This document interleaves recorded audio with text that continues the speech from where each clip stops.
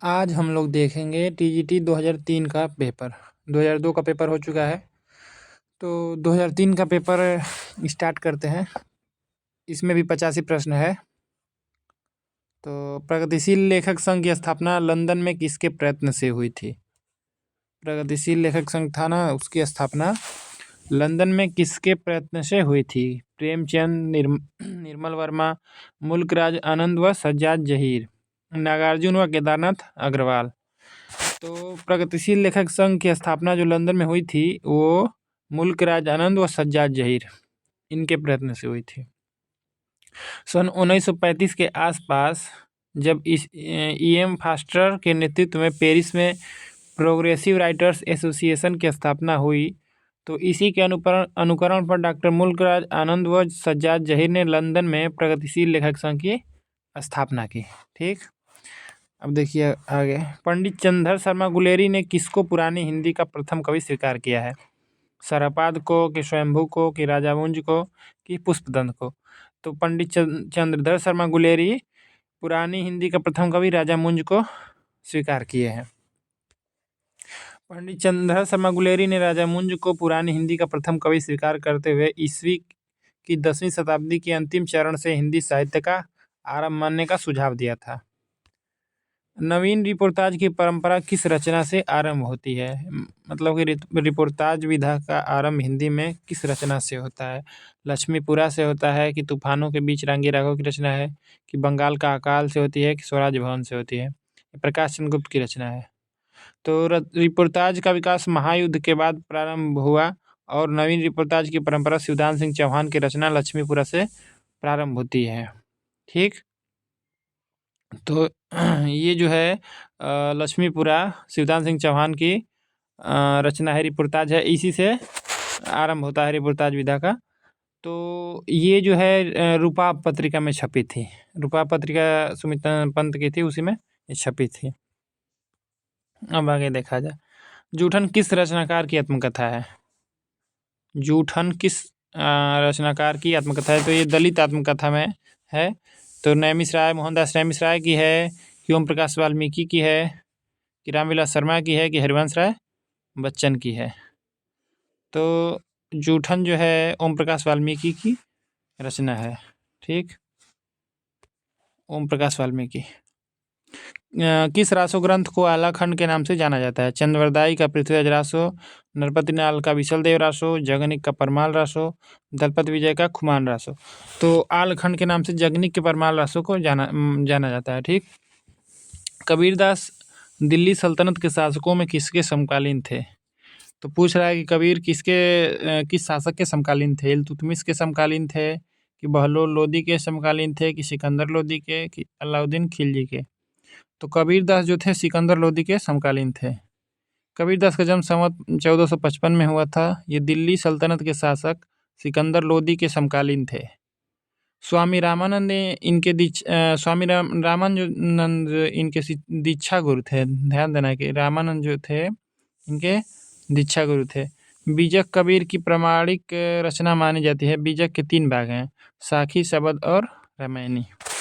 तो रामानंद कबीर के गुरु ऐसे ही पूछता है, दीक्षा गुरु या इच्छा गुरु ध्यान नहीं देना है, पूछेगा कबीर के गुरु कौन थे? तो रामानंद। हरडेवाड़ी एवं अंगबधु किसकी वाड़ी के संकलन है? हरडेवाड़ी एवं अंगबधु किसकी वाड़ी के संकलन है? सुंदरदास, दादू दयाल, मलुकदास, कबीरदास। तो दादू दयाल के शिष्यों ने उनकी वाड़ी के संग्रह हरडेवाड़ी और अंगबधु नाम से किए थे। वर्तमान युग में अजमेर, काशी, जयपुर और प्रयाग से उनके संकलन प्रकाशित हुए हैं। अब 8वां प्रश्न है कि जिंदगी नामा किसकी रचना है? तो जिंदगी नामा उपन्यास है। मन्नू भंडारी का है, कि मिथिला गर्ग का है, कि कृष्णा सोबती का है, कि उषा प्रेमवदा का है? तो जिंदगी नामा जो है उपन्यास है, ये कृष्णा सोबती का है। ठीक, जिंदगी नामा कृष्णा सोबती का उपन्यास है। इनके द्वारा लिखित अन्य उपन्यासों में डार से बिछुड़ी, मित्रों मरजानी, सूरजमुखी अंधेरे के, जिंदा रुख और दिलो दानिश प्रमुख हैं। मीराबाई का मलाल किसकी कृति है? मीराबाई की, कि नंददास की, कि छित स्वामी की, कि गोविंद स्वामी की? तो मीराबाई का मलाल नाम से रचना किसकी है? मीराबाई की है। मीराबाई का मलाल मीराबाई की कृति है। इनकी अन्य प्रमुख कृतियां हैं मीराबाई की पदावली, गीत गोविंद की टीका, और नरसिंह जी का मायरा, राग गोविंद आदि लोक विश्रुत हैं। मतलब कि ये इनकी ज़्यादातर फेमस यही रचना है। मीरा बाई की पदावली हो गई और नरसिंह जी का मायरा भी फेमस है, राग गोविंद फेमस है ही। ठीक, अब आगे देखा जाए। अष्टछाप की स्थापना सन 1565 ईस्वी में किसने की थी? तो अष्टछाप की स्थापना, जिसमें कृष्ण भक्त कवि थे, 8 कवि कृष्ण भक्त कवि, तो इसकी स्थापना किसने की थी? गोकुलनाथ ने की, कि विट्ठलनाथ ने, कि वल्लभाचार्य ने, कि निम्बारकाचार्य ने? तो इसकी स्थापना किए थे विट्ठलनाथ। ठीक, ये वल्लभाचार्य के पुत्र थे। अष्टछाप की स्थापना सन 1565 ईस्वी में विट्ठलनाथ ने की थी। तत्वदीप निबंध किसकी रचना है? वल्लभाचार्य, निम्बारकाचार्य, नाभादास, नंददास। तो तत्वदीप निबंध नाम से रचना किसकी मिलती है? वल्लभाचार्य की मिलती है। रूपा जीवा उपन्यास है लक्ष्मीनारायण लाल का, कि लक्ष्मीनारायण शर्मा का, कि राजेंद्र यादव का, कि अमृतलाल नागर का? तो रूपा जीवा नाम से उपन्यास किसका है? लक्ष्मीनारायण लाल का है। ठीक, निम्नलिखित में से अमृत राय का उपन्यास है। अमृत राय का उपन्यास कौन है? विषाद मठ है, कि हुजूर है, कि बीज है, कि दुखमोचन है? तो अमृत राय का ये बीज हो गया, भटियाली, ये सब इनका है ना, अमृत राय का उपन्यास। ठीक, और दुखमोचन नागार्जुन का है। मनीषी की लोक यात्रा किसकी जीवनी है? मनीषी की लोक यात्रा किसकी जीवनी है? यहाँ पे पूछ रहा है, राइटर का नाम नहीं पूछ रहा है, पूछ रहा है कि किसके बारे में इसमें लिखा गया है। मनीषी की लोक यात्रा जो है, इसमें किसके बारे में लिखा गया है? ये भगवती प्रसाद सिंह इसको लिखे हैं, लेकिन किसके बारे में लिखे हैं? तो प्रेमचंद के बारे में लिखे हैं, कि निराला के बारे में, कि कविनाथ गोपीराज, कि शरत चंद? तो ये कविनाथ गोपीराज की जीवनी है। ठीक, मनीषी की लोक यात्रा भगवती प्रसाद सिंह द्वारा प्रणीत कविनाथ गोपीराज की जीवनी है। अन्य जीवनियों में प्रेमचंद की कलम का सिपाही, प्रेमचंद की जीवनी है, कलम का सिपाही। ठीक, ये अमृत राय लिखे हैं। निराला की साहित्य साधना, ये रामविलास शर्मा लिखे हैं। शरतचंद की आवारा मसीहा प्रमुख है, ये विष्णु प्रभाकर लिखे हैं आवारा मसीहा। लोहे के दीवार के दोनों ओर किसकी कृति है? अज्ञेय, सत्यदेव परिव्राजक, यशपाल, राहुल संकृत्यायन। तो लोहे की दीवार की दोनों ओर यशपाल कृत प्रसिद्ध यात्रा वृत्तांत है। ध्यान देना कि यात्रा वृत्तांत है, लोहे के दीवार के दोनों ओर। इसमें पूंजीवाद व साम्यवादी शासन व्यवस्था के पारस्परिक अंतर को उद्घाटित किया गया है। राह बीती भी इनकी एक और प्रसिद्ध यात्रा संबंधी रचना है। तो राह बीती भी ध्यान रखना है कि यशपाल की रचना है, और लोहे की दीवार के दोनों ओर यशपाल। अब देखिए आगे देखा जाए। आलोचना को भाषाई रीतिबद्धता से उन्होंने वैसे ही मुक्त किया है जैसे निराला ने कविता को छंदों के बंधन से। उपर्युक्त कथन किसके संबंध में है? Doctor Namod Singh, doctor Ramvilas Sharma, doctor Nagendra Ramchandra Shukla. तो उपयुक्त वाक्य डॉक्टर रामविलास शर्मा के संबंध में कहा गया है। ये कितना इम्पोर्टेंट है कथन ये। आलोचना को भाषाई रीतिबद्धता से उन्होंने वैसे ही मुक्त किया है जैसे निराला ने कविता को छंदों के बंधन से। बच्चन सिंह कह रहे हैं, रामविलास शर्मा के बारे में कहे हैं। अब आगे देखा जाए। कितना नंबर था?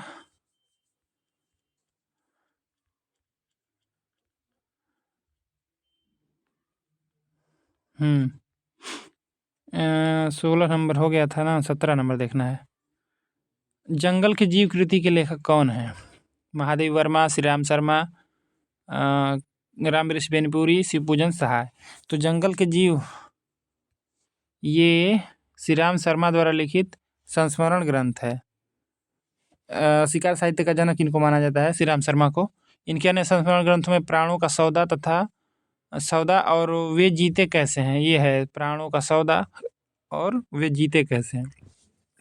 कहरनामा किसकी रचना है? मुल्ला दाऊद की है, कि सूरजदास की है, कि कुतुबन की है, कि जैसी की है? तो कहरनामा जैसी की रचना है। कहरनामा मलिक मोहम्मद जैसी की रचना है। इनकी अन्य प्रमुख रचनाएं हैं पद्मावत, बहुत फेमस है, अवधी भाषा में है, अखरावट, आखिरी कलाम, चित्ररेखा और मसलनामा। कवितावली किसकी रचना है? कवितावली ये तुलसीदास से बहुत पूछता है। लालदास, रामप्रिया शरण, रामचरण दास, मधुसूदन दास। तो देखिए कवितावली दिया है, ये वो उनकी नहीं पूछ रहा है, तुलसीदास की नहीं पूछ रहा है, ये रामचरण दास की रचना है। कवितावली रामचरण दास की रचना है। इनकी अन्य रचनाओं में रामायण और रामचरित्र प्रमुख हैं। कवितावली की रचना तुलसीदास ने भी की है। तो देखिए दो 2 लोग कवितावली नाम से लिखे हैं, रामचरण दास भी लिखे हैं कवितावली और तुलसीदास भी लिखे हैं, ध्यान देना है इसको। ठीक। पद्यात्मक भावभूमि पर श्यामा स्वप्न नामक उपन्यास की सर्जना किसने की? तो श्रीनिवास दास, ये लाला श्रीनिवास दास, ठाकुर जगमोहन सिंह, राजा लक्ष्मण सिंह की भारतेंदु हरिश्चंद्र। तो ये ठाकुर जगमोहन सिंह लिखे श्यामा स्वप्न नाम से। श्यामा स्वप्न नाम से उपन्यास कौन लिखा? ठाकुर जगमोहन सिंह। ठीक, ठाकुर जगमोहन सिंह लिखे। आनंद कादम्बिनी का प्रकाशन कहाँ से होता था? तो आनंद कादम्बिनी का प्रकाशन कौन करता था? ये प्रेमघन करते थे। तो प्रेमघन कहाँ के थे? मिर्जापुर के थे। तो वहीं से उसका संपादन करते थे, मिर्जापुर से। अरस्तु का काव्यशास्त्र किसकी रचना है? बाबू गुलाब राय, डॉक्टर नामवर सिंह, डॉक्टर नगेंद्र, रामचंद्र शुक्ल। तो डॉक्टर नगेंद्र की रचना है अरस्तु का काव्यशास्त्र।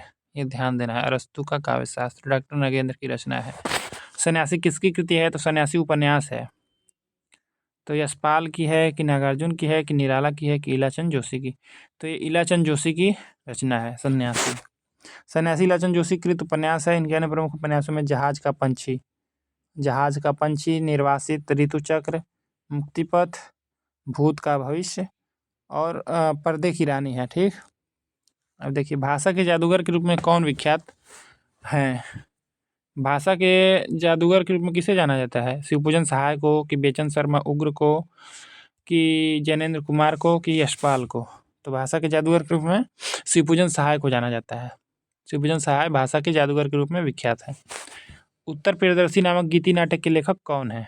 तो एक ही बस नाटक लिखे हैं ये। तो अज्ञेय लिखे हैं कि मुक्तिबोध लिखे हैं कि प्रसाद लिखे हैं कि हरे कृष्ण प्रेमी लिखे हैं? तो ये अज्ञेय का है। ठीक। उत्तर प्रियदर्शी गीति नाट्य अज्ञेय का है। अर्धकथानक नामक कृति की विधा क्या है? अर्धकथानक जीवनी है कि आत्मकथा है कि रिपोर्टाज है कि यात्रा साहित्य है? तो ये आत्मकथा है। अर्धकथानक बनारसी दास जैन द्वारा लिखित आत्मकथा है। इसे हिंदी की पहली आत्मकथा का श्रेय भी प्राप्त है। तो ये ब्रजभाषा पद्य में है कि हाँ, ब्रजभाषा पद्य में है। ठीक। ये अर्धकथानक जो रचना है बनारसी दास जैन की, ये ब्रजभाषा में है और पद्य में है। कविता के नए प्रतिमान के लेखक हैं doctor Nagendra, doctor Namvar Singh, doctor Devraj, doctor Ramvilas Sharma. तो कविता के नए प्रतिमान के लेखक कौन है? डॉक्टर नामवर सिंह। कविता के नए प्रतिमान, इस पर इनको साहित्य अकादमी मिला है। डॉक्टर नामवर सिंह के अन्य प्रमुख आलोचना ग्रंथों में कहानी और नई कहानी, छायावाद नाम से लिखे हैं। ये बहुत फेमस है इनका छायावाद। दूसरी परंपरा की खोज, इतिहास और दूसरी परंपरा की खोज जो है हजारी प्रसाद द्विवेदी और रामचंद्र शुक्ल पे केंद्रित है। इतिहास और आलोचना, आधुनिक साहित्य की प्रवृत्तियाँ। ठीक। निम्नलिखित में कौन सी रचना धर्मवीर भारती की नहीं है? ठंडा लोहा, 7 गीत वर्ष, कनुप्रिया, सूर्य का स्वागत। तो ये तीनों तो है, ठंडा लोहा, 7 गीत वर्ष और कनुप्रिया। लेकिन सूर्य का स्वागत ये है उनकी दुष्यंत कुमार की रचना है।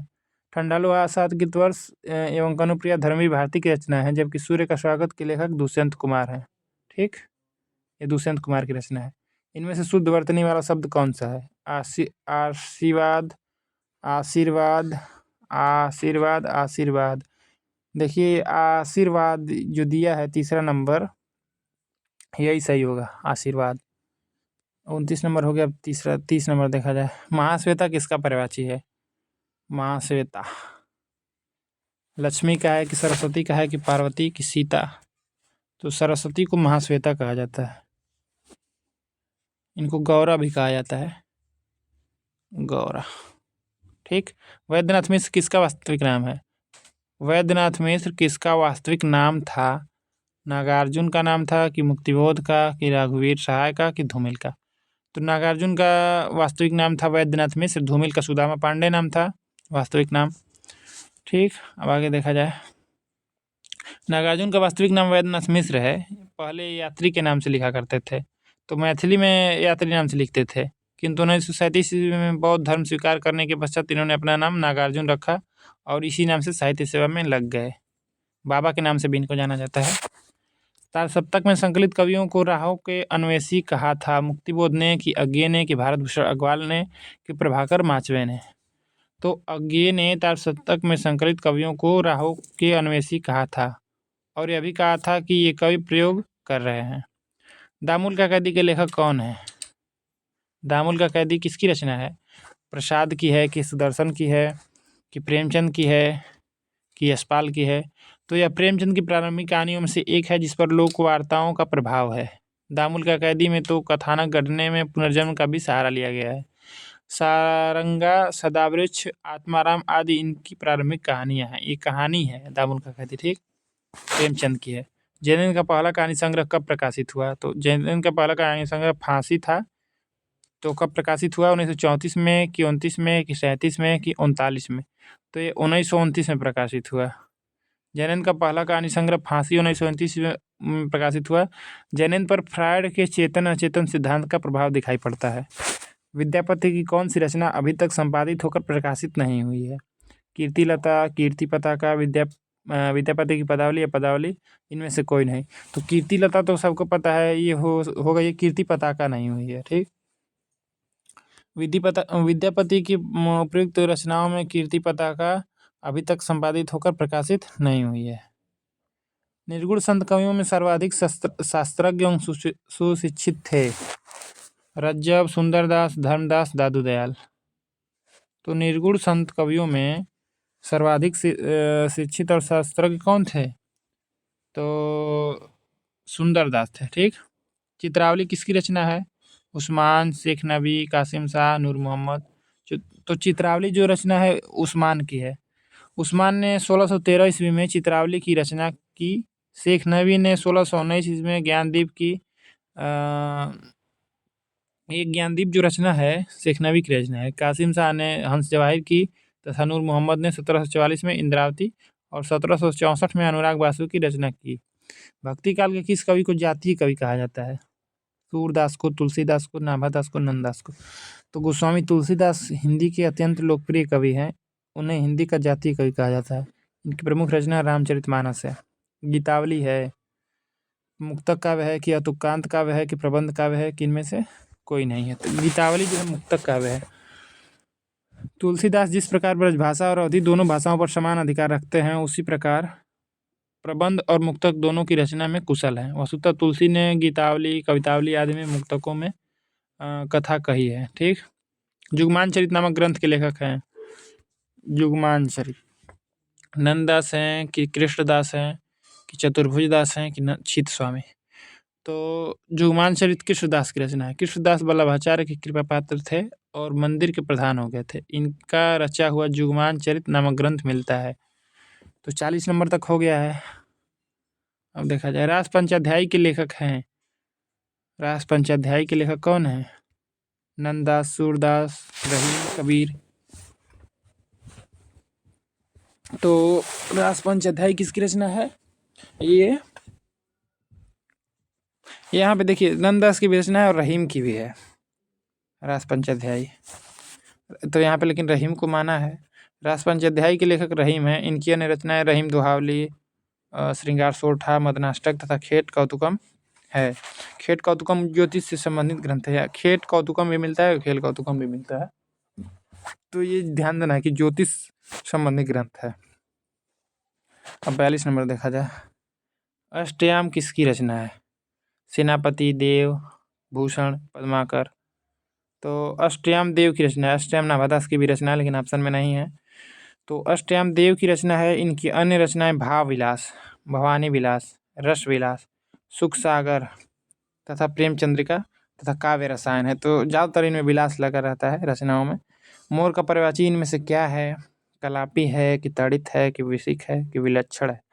तो मोर का पर्यायवाची होता है कलापी। मोर का पर्यायवाची कलापी है। इसके अन्य पर्यायवाची शब्द हैं मयूर, कीकी, सिखी, शिखंडी, ध्वजी, नीलकंठ, भुजगारी यानी कि भुजग मतलब सर्प का जो दुश्मन, अरि मतलब दुश्मन है, तो भुजगारी इसलिए कहा जाता है। सारंग, हरि, शिवसुत वाहन आदि। शिवसुत वाहन मतलब कि कार्तिकेय का वाहन मोर। और देखिए, उपत्यका का विलोम है पर्वत, आदित्य का, घाटी, विसर्जन। तो उपत्यका का विलोम होता है आदित्य का। किसी युक्ति से समर्थित की गई बात में कौन सा अलंकार होता है? व्यतिरेक, प्रतिवस्तु, उपमा, दृष्टांत, काव्यलिंग। तो किसी युक्ति से समर्थित की गई बात में कौन सा अलंकार होता है? काव्यलिंग होता है। ठीक। अब आगे देखिए, किसी युक्ति से समर्थित की गई बात को काव्यलिंग अलंकार कहते हैं। कला परिच्छेद के लेखक कौन है? कालिदास, भवभूति, दंडी, भारवी। तो कला परिच्छेद किसकी रचना है? ये दंडी की रचना है। कला परिच्छेद दंडी की रचना है। कला परिच्छेद के लेखक दंडी हैं। इनकी अन्य रचना है 10 कुमार चरित, काव्यादर्श, अवंती सुंदर कथा, छंदोविचित तथा द्विसंधान काव्य। ये सब इनकी दंडी की रचनाएं हैं। उत्तर रामचरितम का प्रधान रस क्या है? उत्तर रामचरित भवभूत की रचना है। तो भवभूत कहते हैं क्या? अब ऑप्शन देख लिया जाए, करुण रस, श्रृंगार रस, वीर रस, शांत रस। तो भवभूति कहते हैं कि एको रस करुड़े करुड़ो एव, मतलब कि एक ही रस है, करुड़ रस। तो करुड़ रस को सबसे ज्यादा कौन मानता है? भवभूति। तो उन्हीं की रचना है उत्तर रामचरित। अब 47 नंबर ले हो गया। अब उसके बाद देखा जाए, उत्तर रामचरितम का प्रधान रस करुड़ रस है। इसमें 7 अंक हैं। इसके अलावा भवभूति की 2 अन्य रचनाएं हैं, मालती माधव जिसमें 10 अंक हैं, तथा महावीर चरित जिसमें 7 अंक हैं। भूषण को कवि भूषण की उपाधि किसने प्रदान की? ये भी मोस्ट इम्पॉर्टेंट है कि भूषण को कवि भूषण की उपाधि किसने प्रदान की? तो शिवाजी किए, कि छत्रसाल किए, कि सोलंकी राजा रुद्र किए, कि इनमें से कोई नहीं। तो भूषण रीतिकाल के 2 प्रसिद्ध कवि चिंतामणि एवं मतिराम के सगे भाई थे। चिंतामणि मतिराम के भाई थे भूषण। चित्रकूट के सोलंकी राजा रुद्र ने इन्हें कवि भूषण की उपाधि प्रदान की थी। ये मोस्ट इम्पॉर्टेंट है। चित्रकूट के सोलंकी राजा रुद्र ने इन्हें कवि भूषण की उपाधि प्रदान की थी। ये वीर रस के कवि थे। इन्होंने शिवराज भूषण, शिवा बावनी एवं छत्रसाल दशक नामक ग्रंथों की रचना की। अब 49 नंबर देखा जाए, गंगा लहरी किसकी रचना है? मतिराम, पद्माकर, ठाकुर, बोधा। तो गंगा लहरी पद्माकर की रचना है। पद्माकर की गंगा लहरी में एक शांति चाहने वाले मन की ओर गंगा के महात्म्य पर अटूट श्रद्धा दिखलाई पड़ती है। इनकी अन्य रचनाओं में प्रमुख हैं हिम्मत बहादुर वीरदावली, जगत विनोद, पद्माभरण, प्रबोध पचासा, राम रसायन आदि। अब आगे देखा जाए, वीरा बारिश किसकी रचना है? तो वीरा बारिश बोधा की है, कि ठाकुर की है, कि आलम की है, कि घनानंद की है? तो वीरा बारिश सबको पता है कि बोधा की रचना है। बोधा को पन्ना दरबार की सुभान या सुबहान नामक नर्तकी से प्रेम था, और वीरा बारिश उसी नर्तकी से संबंधित रचना है। वीरा बारिश के अतिरिक्त इनकी एक रचना इश्कनामा मिलती है। अब यहाँ से 51 नंबर से आगे देखा जाएगा, इश्कनामा आलोचना नामक प्रसिद्ध पत्रिका, समीक्षा पत्रिका के संपादक कौन थे? तो यहाँ तक हो गया। अब इसके बाद 2003 का पेपर खत्म हो जाएगा। 50 के आगे देख लिया जाएगा तो ठीक। तो आज बस 50 प्रश्न नहीं, 49 प्रश्न नहीं रहेगा। 49 हुआ है ना? नहीं, 50 हुआ है। तो 50 प्रश्न आज हो गया। अब आगे का कल देखा जाएगा।